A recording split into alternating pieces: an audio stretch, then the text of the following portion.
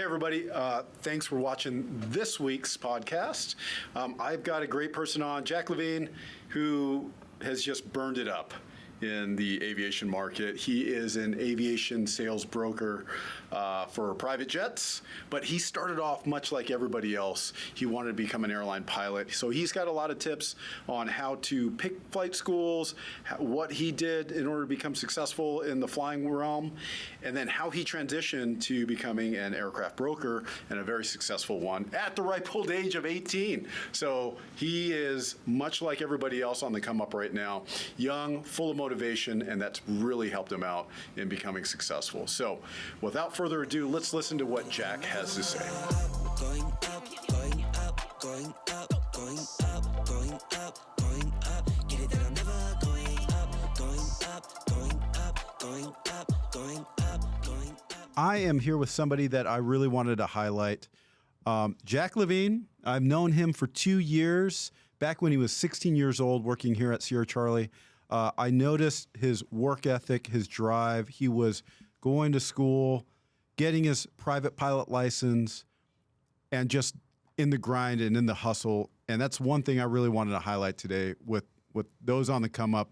If you got grind, you got hustle, you'll end up like him, selling private jets at the age of 18. Barely. Yes, 18. Sir. Thank you for having me, Ernie. Thanks for coming on. And I'm really excited to have you on because you have you started off in a little bit of a traditional airline pilot career path. Yeah. And it kind of took a turn. And, we really want to talk about that. I guess just to start off, tell us a little bit about yourself, how you kind of came up and what your interest in aviation was. Yeah. So I kind of started like everyone else, wanted to become that airline pilot when they grew up. Little me, as far as I can remember, probably 6 years old. Southwest flights, always excited. I could always wake up for those, of course. Go out to the airport. I always just love watching the airplanes and being around aviation. So I'm like, yeah, I want to be an airline pilot. So, here I am, little me, enthused in aviation, doing that. And I actually started flying when I was 12. Wow. Here at Sierra Charlie. Now, did you have anybody in your family that flew or no. a private pilot license or anything like no that? one in my family No flew. one in your family? No one. Where do you think that catalyst was to in aviation? How did that come about? It's a great question. I have no idea where it came from, but it started somewhere. Yeah. Yeah. All right. So on the come up, you love aviation. How did you get connected, I guess, how did you learn about it, number one? Because I feel like if you don't have family members in there, you kind of got to be self-driven to find out more about aviation and how this whole thing works, what options are available. How did you do that? YouTube, to be quite that honest. YouTube. Yeah, it's dangerous. You can fall into a hole there. So, it was like you'd go on YouTube, look up some videos, and, here'd be an airline pilot talking about how to be an airline pilot. Or, different, simulator videos of, hey, here's a 737 and, doing flights in it. That's kind of how I learned from a young age of, what aviation had to offer, what it's about. Mm-hmm. What age was that? Oh, that was before probably 8 or 10 years old. Oh, wow. Yeah, that young. So did you get in the whole flight sim thing? Yeah, when I was younger, I did that. And that was kind of like continued motivation. Mm-hmm. And then really when I was 12 and took that, first flight, it was like that set it. Nice. That ingrained it in me. That discovery flight. Yeah. Gotcha. It's the same, kind of concept with me, except I had a father that was in aviation. But my first kind of, experiment in aviation was on a simulator. And back then they weren't very good like they are today. So, if you're out looking to kind of test the waters in aviation, a flight simulator is absolutely amazing nowadays. So, all right. So you flight simming, you convince mom and dad, hey, I want to go get my private pilot license. Yes. How did you choose a school? What was your decision process in choosing a school to go to? Yeah. So a lot of it was kind of where can I be in 5 years from now? when you go look at a flight school is kind of a big thing of the airplanes and, the instructors, that's all a big thing, but also the opportunities that a flight school has to offer. So, looking at different flight schools, I went to Sierra Charlie, and I mean, right then and there, I met with Scott there, made me feel right at home. The airplanes were brand new at the time. Low time, knowing now, I'm like, yeah, low time, that's awesome. Which is unusual in the flight school business. Exactly, right? yeah. So I'm like, these airplanes are great. I got along with him great. So I'm like, what, I think this is a good fit for me.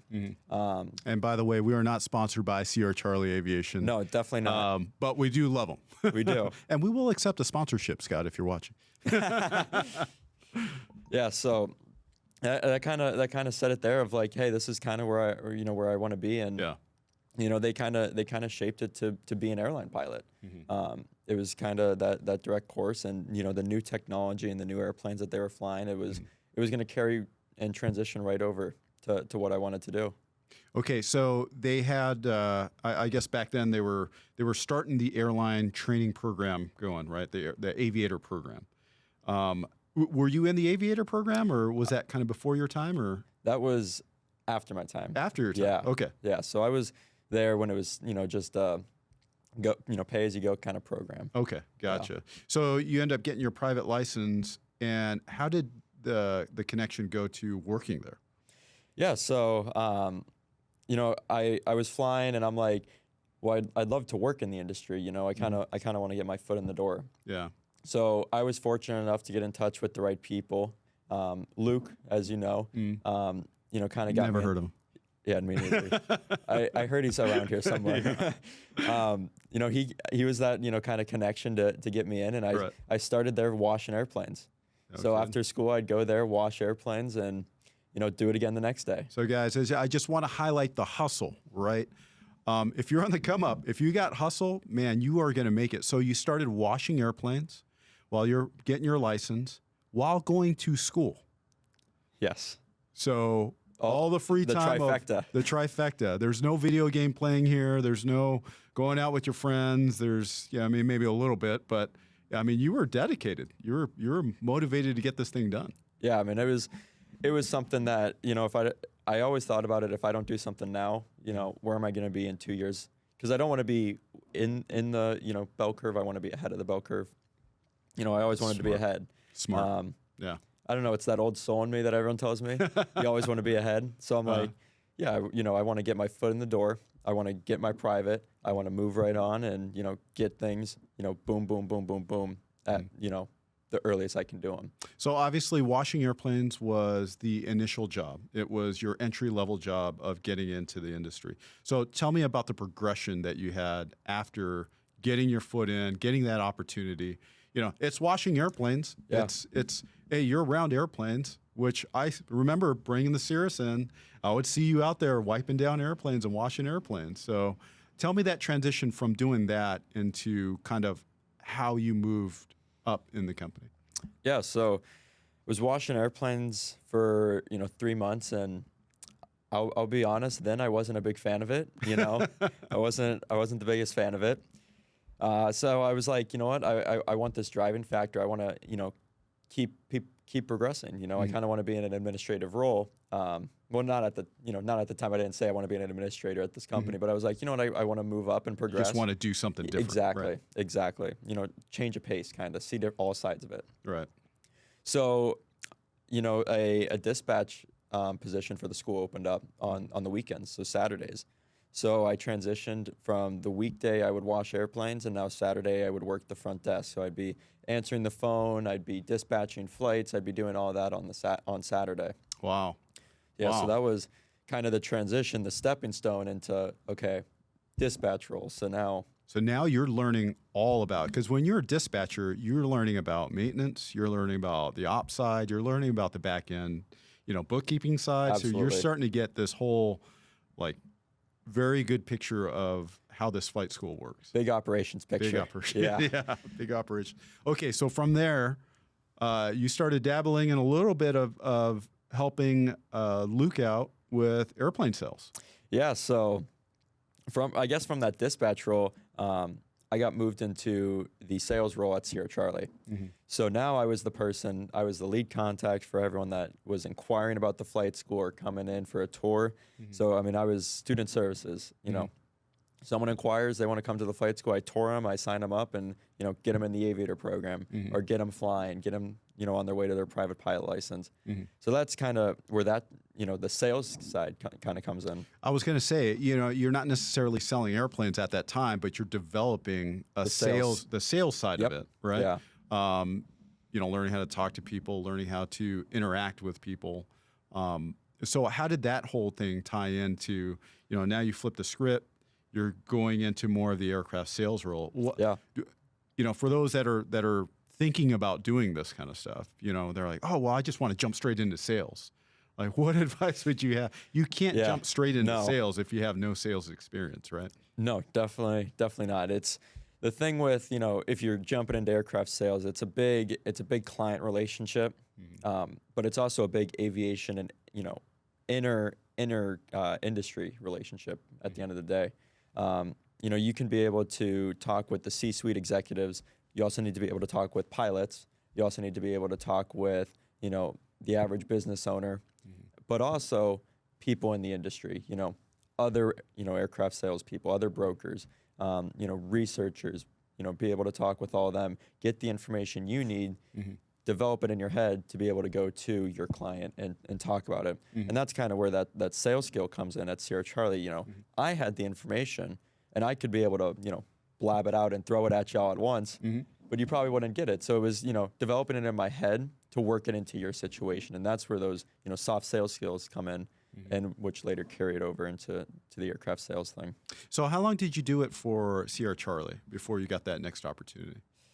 Ooh, I'd say I was in the sales role for 6 months. 6 months? Which is 6 to 8 months. Which is not a long time. No. So, you know, the one thing in the sales industry, you know, when I was doing sales was it is on-the-job training. You're basically kind of attached to someone who's been doing it a while, and you learn from them, you know, closing deals and learning out how deals close, not only just the structure of a deal, but like you said, those soft skills of learning how to sell and stuff like that. So you did it for 6 months. Another opportunity came knocking. Yes. And you jumped at it. And this was more kind of focused in more of like the business aviation world as far as aircraft sales. Yeah. Number one, I know everybody's probably wondering, how did you get that opportunity?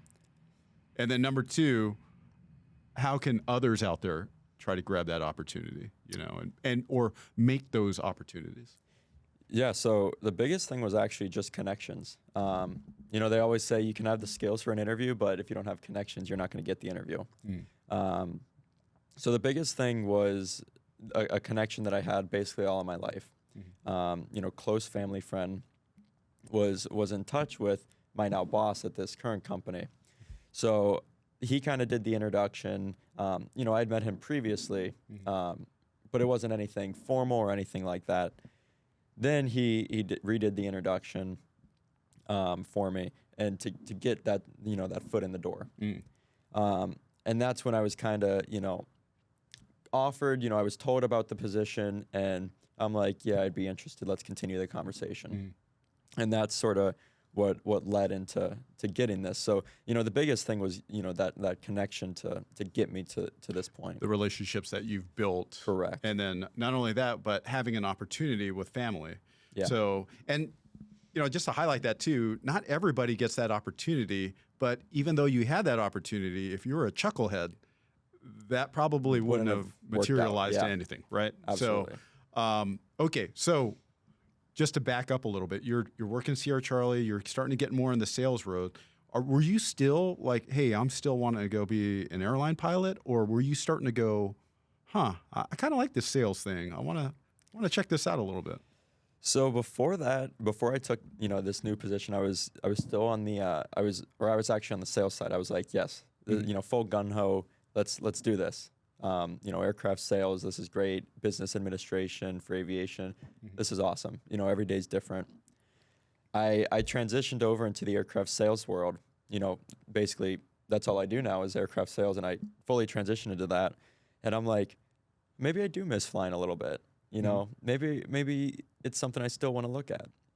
But you still have that option down the road.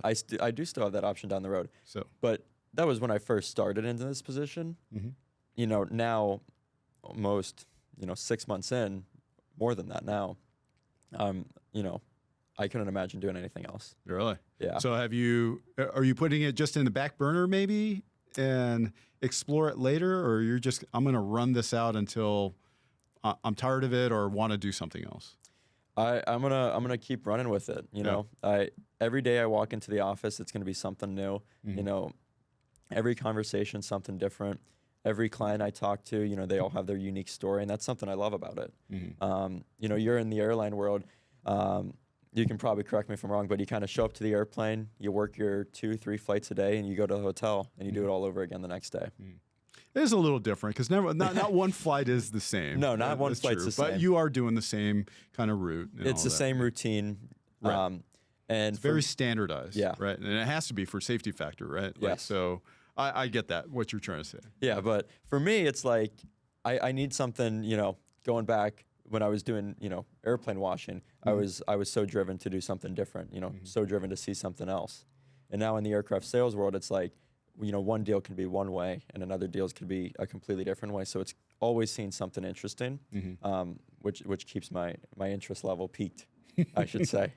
All right. So you've transitioned now. Hey, I'm all in on this aircraft sales thing. You get this new opportunity, and they don't hire you in straight into, all right, here's the client, start closing deals. No. What is the progression of someone getting into aircraft sales as they move themselves? Because there's a hierarchy in aircraft sales as well. Oh, most definitely. So, when I started, you're an aircraft researcher when you start, and I think that's the best way. I thought I knew airplanes going into this. You don't know airplanes until you need to be able to talk to them. Talk about them. So, like you said, aircraft researcher. Like, explain that to like someone that's just getting into this industry. What do they do? Yeah, so basically the aircraft researcher is responsible for scanning all the markets. If we have a client for a CJ3 Plus, we're responsible for looking at what's out there for a CJ3 Plus, scouring the market, seeing what's out there, calling all of them, getting the story to it, getting all of our facts straight on the airplane so we can go to the client, present them all, and if they have questions about a specific one, we're able to answer those right away. It's not, hey, let me check for you. Yeah. So we're able to fully tell the story of the airplane like that. And, is it one thing where, say the CJ market, Sure. You become an expert in a certain segment, or do you need to have kind of this broad knowledge of most of the airplanes? So it really depends on the company. Some of the large brokerage firms, they have, a large team of researchers. So each researcher is kind of responsible for their own segments. So citation market, Embraer market. For me, I'm kind of as is, as needed, kind of. So, I'm doing as small as Cirruses to as big as Globals. Wow. And anything in between. That's quite the range. Yes. All right. So you get in, you're now researching all these airplanes. We're both talking, off market and on market. So those that are listed, those are not, that aren't listed. So you got to make some cold calls to people that may not, you're almost like a telemarketer. Basically, Yeah, right? I'm like the door-to-door salesman, but I'm on the phone. You're on the phone. So you have to be able to be resilient enough to hear a lot of no's, right? Because Yeah. no one likes hearing from a telemarketer. No. How did you develop that soft skill? Yeah, so, when times are bad in the industry and you can't find an airplane, I mean, like you said, you got to kind of cold call on these different airplanes. And when it's a highly sought after airplane, I mean, these people want to hold out. They want to hold their asset, hold that value. So, it's kind of taking the no is kind of like encouragement to keep working. Whether it's not them, it could be the next person you work with. But also, the people that say no, it's typically not a no, just no period. It's no because or no, and they give some sort of explanation or some sort of backbone. So, taking that information and using your soft man, I can't even speak now. Soft sales skills. It's a tongue twister there. To develop it into something that you can use for the next person. Right. So, this person doesn't want to sell their airplane right now because, well, they don't want to pay capital gain tax. Well, the next person you talk to might say the same thing, but hey, the way that you can avoid that is you sell your airplane, but before year end we get you into something else that has the same value, if not more. Yeah, we have a thing at MJets. We always say we have to find a way to yes, right? Yeah, because there is always a way to yes. It may not be be doable at that time, but maybe in 2, 3, 4, 8 months down the road there might be a solution. So that's true. Yeah. Yeah. All right. So now you're researching airplanes. What is kind of the progression from there? Obviously, you're working with someone that's actually doing a lot of the closings and putting the deals together. So is it kind of like on-the-job training where you're shadowing that person? Yeah. So since you can't really simulate, escrow, we wish we could. Yeah. It would be great. They can throw something at you. But yeah, you send the market, and you sort of just shadow the broker on, how they're interacting with the client and how that progression sort of goes. Okay. And like you said, a lot of it could be no, let's hold out. And with that, you kind of just have to you roll with the waves. Yeah. You gotta go with what the principal wants, right? Yeah. You can't force a yes, but you can always get a yes. Right. At some point. And you can always turn what they want into a yes. Sorry, good. No, go for it. I was going to say, so you've done, how long were you doing research for? About how many months? So still doing it. So since I started, so still in that role. Okay. But in between there, that's kind of like the main thing is the research, just because it's such a big backbone for everything. Well, and it makes you a better salesman if you know what you're talking about, right? Exactly. If you were to drop me on a spotlight and say, hey, tell me about all the inspections on CJ3, I'd probably freeze. Yeah. which is a lot. Yeah. Okay. So as you move through this role, they finally said, okay, Jack, we're going to give you a client to take care of. How long was that? And then what was that experience like? Obviously they're kind of holding your hand on the first one just to make sure that the clients, you got all the support you need. Right. But describe that kind of process to you. Yeah. So it was kind of 4 months in is kind of when they kind of sent me my first one. It was a Cirrus deal. And I'm like, okay. I like Cirrus. After selling them, I like them even more. Oh, yeah? They're good great airplane. They're good airplanes. Call me if you need a Cirrus. No, but they're really good airplanes. So, it was kind of when I got the client, it was unsure of where we want to be. What airplane do we want? And it was nice having that support network, from everyone else on the team of, hey, let's talk about it, or different things so I can pass ideas off. But, I talked with the client and kind of got their story and what they're looking for. And, at that point I was like, yeah, I think a Cirrus would fit your mission best. And I think that could be something you want to look at. And that was kind of something that you learned too, like on the sales process. One of the biggest things that you do is find out what the client actually needs. If he's flying, his family from here to Orange County, they don't need a global, right? No, so definitely not. Yeah, that's one of those things where you want to just, it's kind of one of the reasons why you want a aircraft broker or a buyer's agent to help you navigate through that process. Because there's a lot more that goes along with it. Tax implications, where are you going to take delivery, all these things.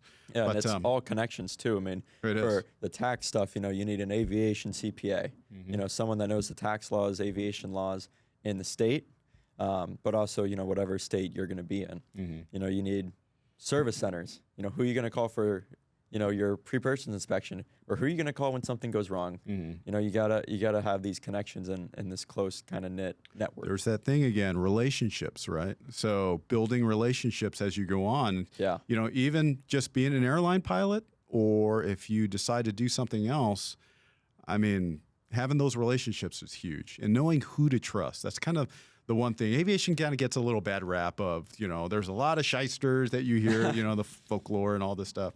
Well, there are. but Yeah. it's no different than any other industry. You just have to know who to trust, and that's where that relationship building does come in. So cool, man. So you're 18. Yeah. You've got your first client. Any pushback on that from like your clients going, hey, you're kind of young. How long have you been doing this?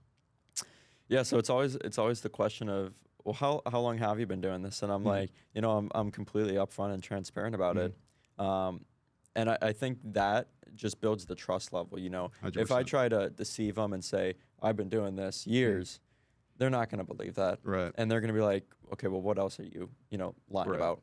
So I think that trust is also another sales skill that you need, is building trust with your client and being totally upfront with them. It might not be something they want to hear, but if you're upfront with them, the more comfortable they'll feel with you. Correct. So, first client, I really didn't get much pushback at all. Yeah. And they were cool with it, and they every single time, oh, thank you so much for your help, And I really tried to streamline it as much as possible and get everything through, and present the information to them as factually as possible, with no deceive, nothing like that. It's, here's the information, I'll interpret it for you, and then just let me know kind of where you want to go. You're more of an educator at this point. So did this client have any aviation experience at all? It was first airplane. So First airplane. Client had no aviation experience. His two kids were actually, they're both CFIIs. One of them was at UND. Oh, wow. One of them was at UND. UND. Yeah. And going back to UND. Yeah. Up in Nice. Grand Forks. So, but other than that, it was kind of educating them on, these are the things we want to look for, when we're going through logbooks. We're not looking for the little things that, every airplane's going to have. We're kind of looking for the big things, the things that are going to jump out at us. Or the missing things. Or the missing things. Hey, we got new paint and interior in here. Oh, okay. Why? That's a Florida airplane. We got a new wing last year. Right. All right, cool. So no issue going through, and obviously you're going to get some, but I think what you say is correct. Is these people who are going to dump millions of dollars on an airplane, they're going to want someone who they can trust implicitly, right? Absolutely. So you build in that trust right away. And then also, it's not just you selling the airplane. You have an entire team behind you. So I think that's one thing that, especially in our industry, we talk about relationships and building that team. You may not know the answer to something, but there's someone in your team that is probably the expert in that. So that's probably a good way for you to learn as well. Yeah. No, it's definitely having the team and the backbone there is definitely a big thing. And without them, I wouldn't be as far as I am. They're kind of the best thing I have, supporting my back.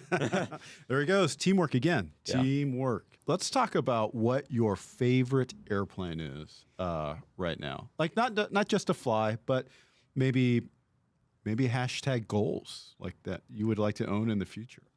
Ooh, own in the future. Well, obviously, I want the G800. The new Gulfstream G800. Yeah, right. Not even qualified to land here. Yeah. No, favorite airplane right now, I'd say, honestly, a 3+, CJ 3+. Oh, those are awesome. Yeah. The G3000 in there is, you can't compare. No. It's a lightning fast system, and you can either do 6 passengers, 7 or 8. It's a very versatile airplane. So I'd say for that, when it comes to light jets in that category, 3+ is kind of my go-to soft spot. What if you are, again, brand new to the industry, you've never owned an airplane, before purchasing an airplane, would you suggest to these potential clients who haven't done it yet to go charter a private jet? Absolutely. Yeah. Absolutely. Especially, we can kind of show you airplanes, and that can kind of give you an idea of what the cabin feels like. You don't really know until you fly in it. You might think the airplane's too loud, or when you're in flight, you might think it's kind of uncomfortable for more than, an hour and a half. Mm-hmm. Most private jets, their stage length is about an hour and a half. Mm-hmm. So if you charter a trip, 2 hours, or in that range, you'll have a good idea of kind of what you're looking for. Yeah. typical charters, 2 hours, 2 people, right? 2 hours, 2 people is what we see a lot. When you own an airplane, more commonly you're taking 4. Yeah. So, kind of normal in the industry. A new owner, I equate it to like a new boat owner, right? Like the new owner, as soon as you get your airplane, you're going to fly it probably about 50 to 80% more than you think you are. Oh, right? yeah. So that's why it's probably important to charter first. And honestly, if you haven't chartered an airplane, you probably don't want to just jump right into buying an airplane right away, because it is a massive cost, not just in the acquisition, but the variable cost and your fixed costs. Right. The fixed costs, would you say about $500,000 for a light jet before the wheel is even turning? Well, some numbers I saw last night actually for a straight CJ3, your fixed are, pretty upwards of 150 to 200. Your fixed costs are really, it's kind of a shock a little bit, and you're all in flying 250 hours, for an airplane, is upwards of 900 to $1 million. So if you take that, and this is what, we do, right? We'll sit down with a client, we'll go over the fixed costs, we'll see how much they want to fly per year, and then that's kind of how you get, hey, this is how much it's going to cost you per hour, because a lot of people want to see per hour because they go to a charter and they go, well, this airplane's $3,000 or $35,000 or $4,000 an hour. Why is my cost $8,000 an hour?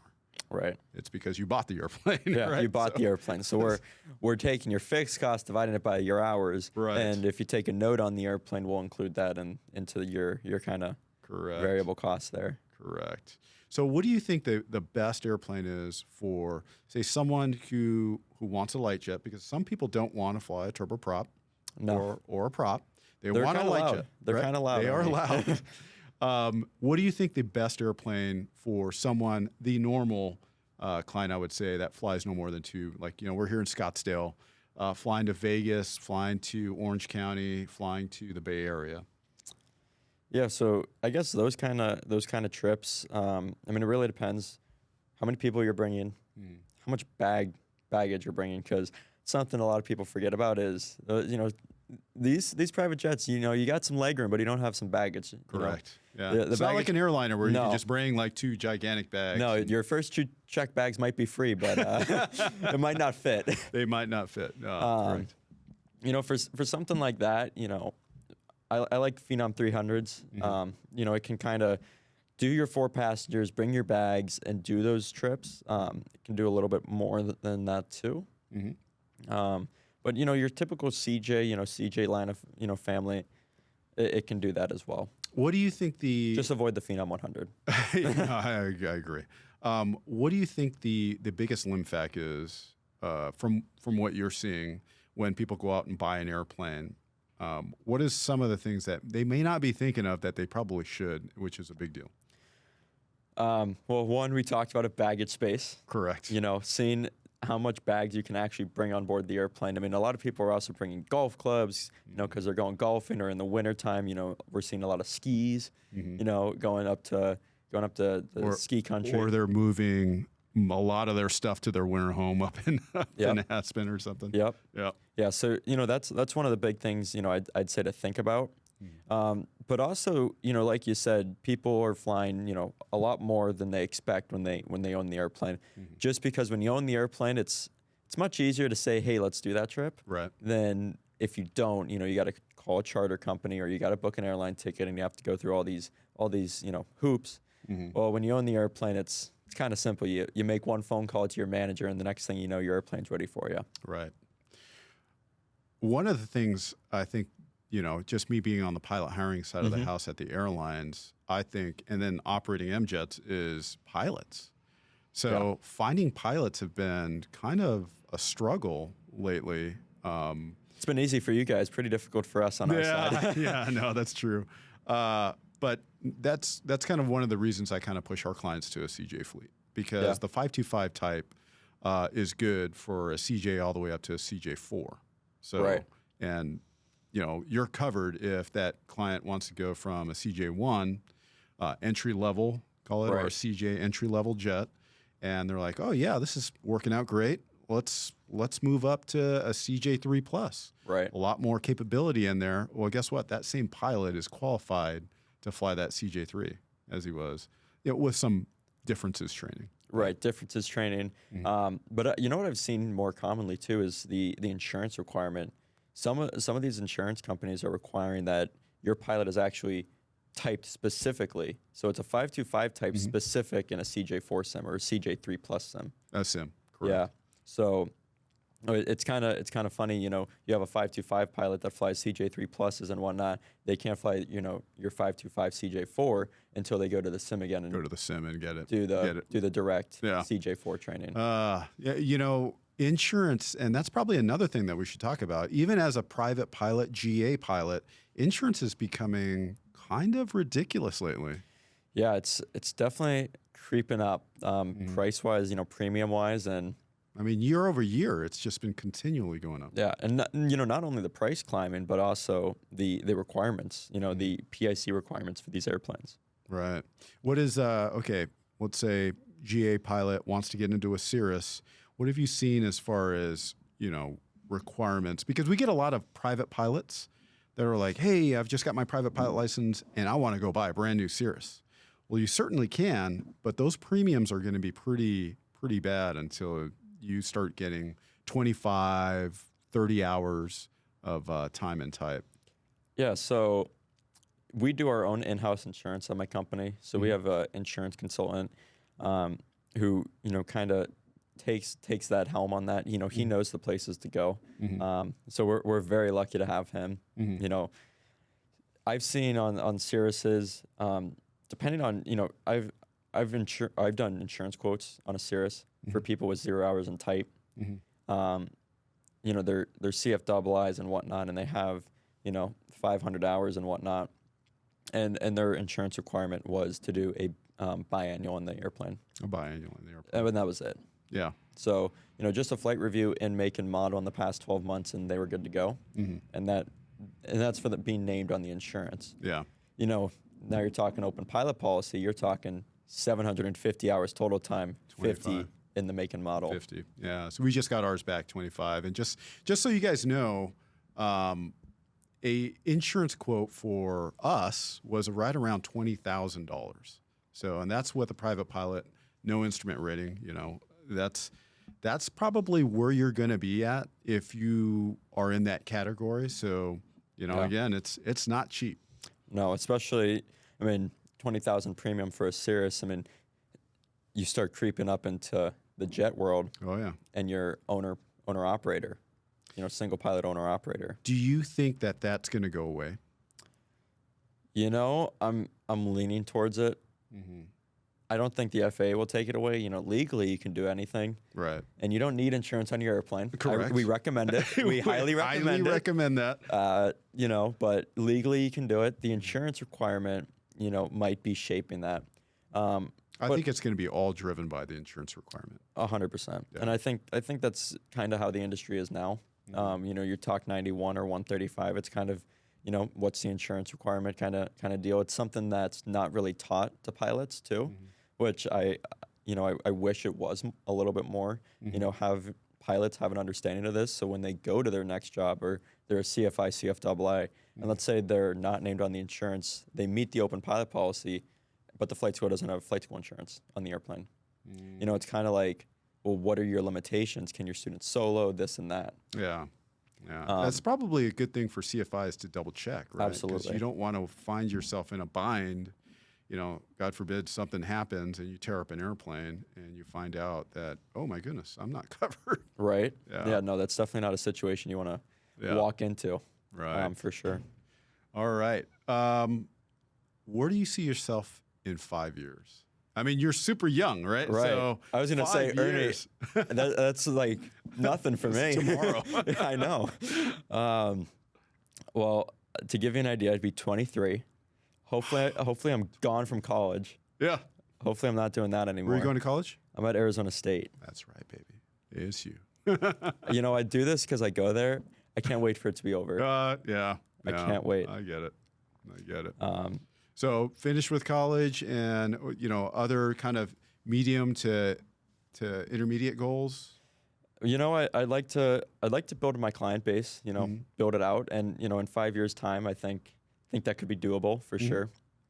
And, start, at that point, I wouldn't have the school thing. So I'd kind of be full time there and, doing that. But I think that's kind of like, one of the bigger goals. Kind of drive more into the business aspect of it as opposed to being a pilot. Yeah, most definitely. Maybe by then, hopefully, I'll have an instrument rating. Yeah. Well, I mean, that's a very good case for business aviation too. So by then, you probably have your own airplane and you can fly to meet these clients instead of taking the airlines, right? If I could own my own airplane, that'd be way too much fun. Then I wouldn't work. That's true. You'd be flying to all these clients all the time, which would give you more work. See? But then I have to fly again, so. Yeah, then you got to fly again. Yeah. All right. So what advice would you give, someone just getting into this business? They've started out flying, but they're interested more into the business aspect of it, like sales or whatever. As far as mentorship, how would you find a good mentor in, doing what you do? Yeah, so in my position now, I'm seeing more and more mentorship opportunities pop up for, I want to say I'm past that, but I've kind of moved myself into a role where I'm happy with, but I'm seeing more and more pop up for people that are still looking to get into it, and that I think is really great. One of the biggest things to get into that mentorship, I'd say get involved. Most every single state has a NBAA regional. So here in Arizona, we have AZBAA, Business Aviation Association. Right. They're a great way to get involved. Not only do they have basically monthly meetings where it's all industry professionals coming in and networking together, whether it's any spectrum. You do aircraft maintenance, you have people at service centers there, you have insurance, you have pilots, you have brokers. You kind of have a wide range there. And it's a great way to go in, network with people, get involved in your community. And those people are always there to help. Most of these organizations also do scholarships. Yeah, lots of scholarship opportunities. Yes, lots of scholarship opportunities, especially through them. And they want to give out this money. They want to give this away. So, I'd apply and, get connected with these people. Not only can they be mentors, you can get, if you want to be a pilot, you can use the scholarship towards flight training. You can use it towards school, just about anything. If you want to go to type school for something, or if you want to be a corporate flight attendant, they'll pay for your training, for that. The scholarship will do that. Wow. So, it's truly a broad aspect of kind of what you can do just by getting involved here. And I think that's one of the biggest things that I can recommend to people is to do that. So just go to one of these meetings, whatever state you're in. Yeah. There's always an affiliate there.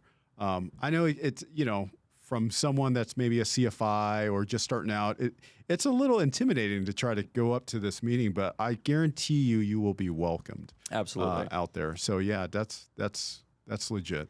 I showed up to my first meeting not knowing a soul. Oh, did you really? I did. Over at Deer Valley, I kind of just walked in. I looked just like this. Just walked in and, left there and, met some people that I've been, talking to ever since. Yeah. How has that influenced because back then you were still kind of gung-ho on being an airline pilot, right? So how did that influence your future decisions?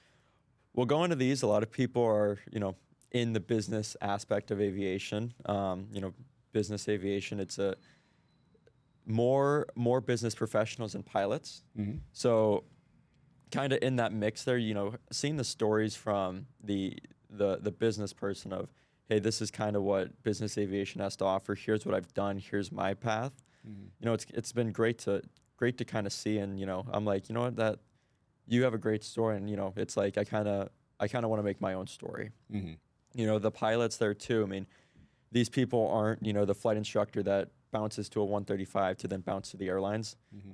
They're kind of in it for a career. And, talking with them is also, a great connection as well. And you'll learn a lot too. Most definitely. A lot of these there's some pretty big corporations out here that fly corporate jets.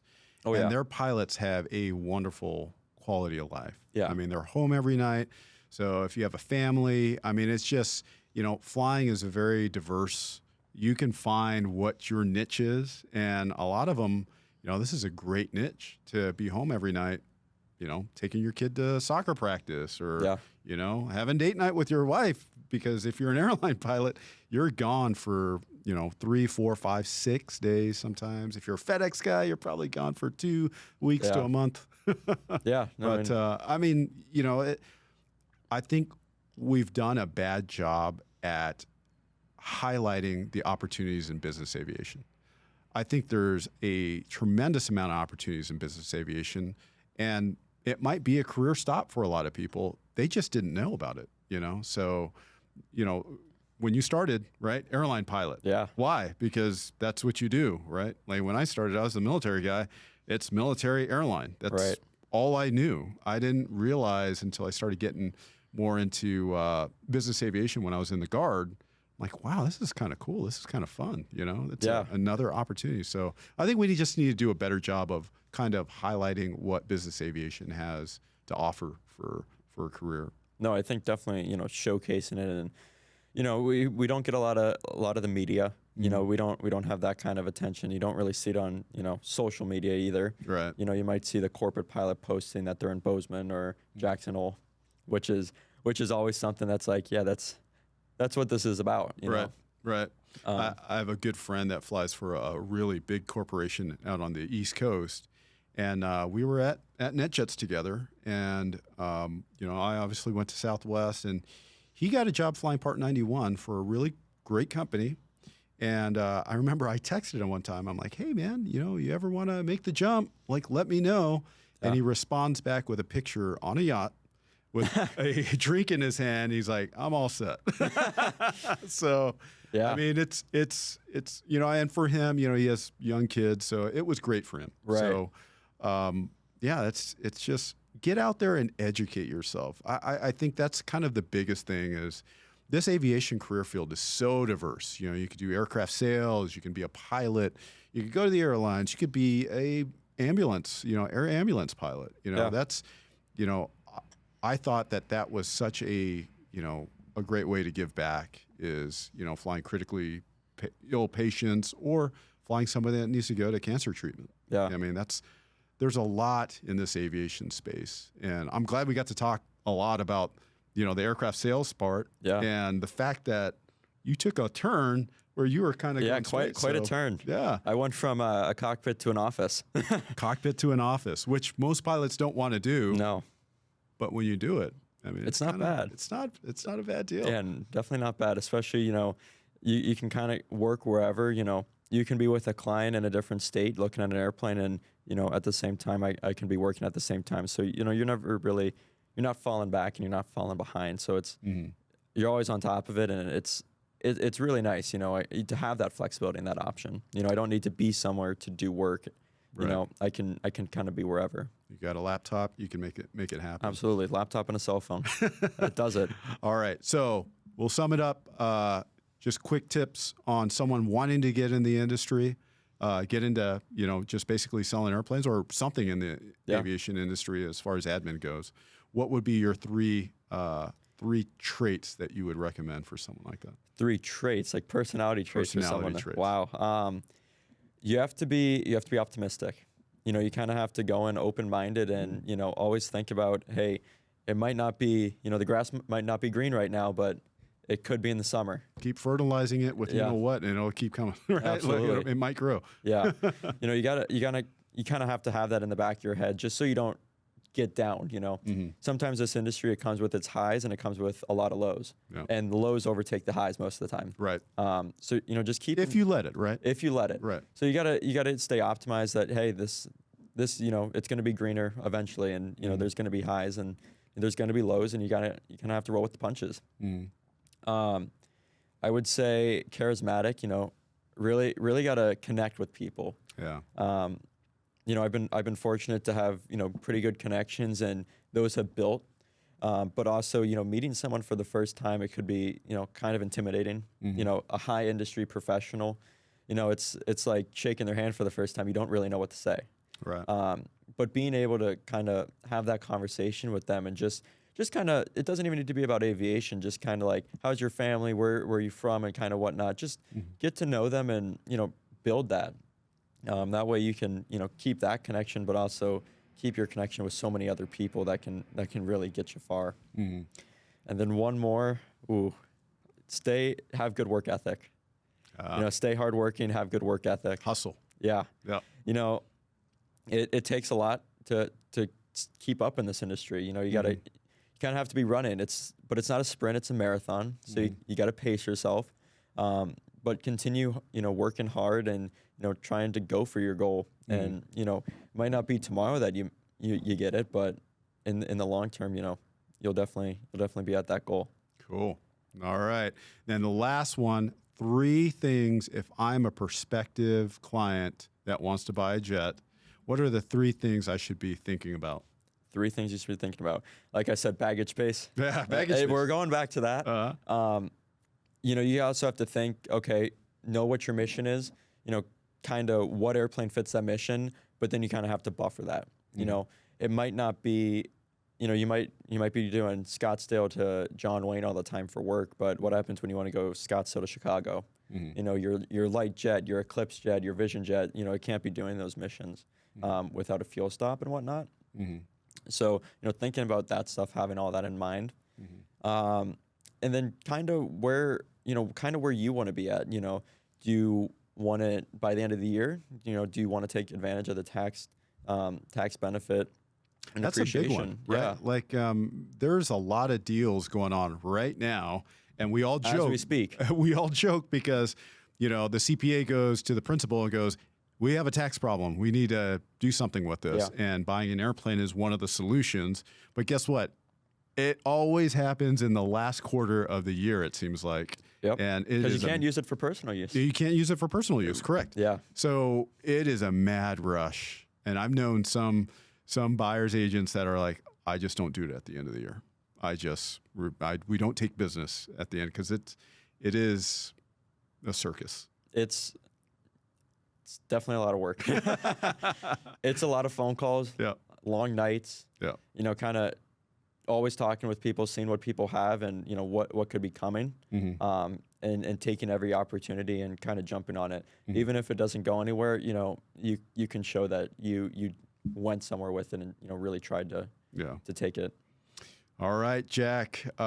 Always have been a big fan of you. I've watched you for the past 2 years. I don't have a YouTube, but you do, so I've watched you.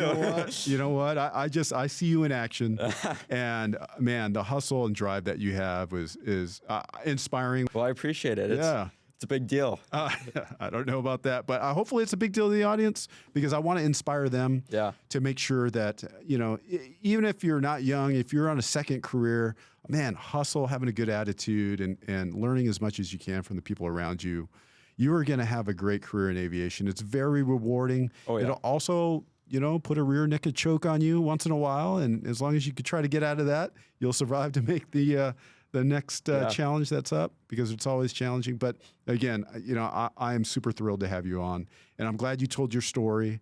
And I'm glad that we talked about, hey, being an airline pilot, it's great, but you may take a side turn and find something else that you like, So, even if it's not sales, there's so many things in this industry besides being a pilot.